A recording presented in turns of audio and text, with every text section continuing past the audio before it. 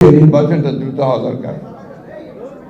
কেন বলি এই কথাটা আমি অনেকবার বলার চেষ্টা করেছি, কারণ আমরা বিশ্বাস করি যে নির্বাচন যেটা থেকে আমরা প্রায় 15 বছর বঞ্চিত, এই নির্বাচনের মাধ্যমে আমাদের জনগণ তারা তাদের প্রতিনিধিকে নির্বাচিত করবার একটা সুযোগ পাবেন।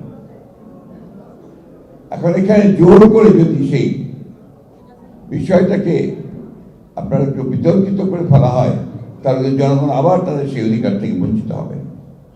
এবং আমাদের যে অভিজ্ঞতা, সেই অভিজ্ঞতা আমরা দেখেছি যে এই ধরনের নির্বাচন যদি দ্রুত না হয়, সময় ক্ষেপণ করা হয়, তাহলে সেখানে অন্যান্য শক্তিগুলো মাথা চারা দিয়ে উঠতে থাকে এবং তখন জনগণের যে চাহিদা, সেই চাহিদা থেকে তারা পুরোপুরিভাবেই বঞ্চিত হয়।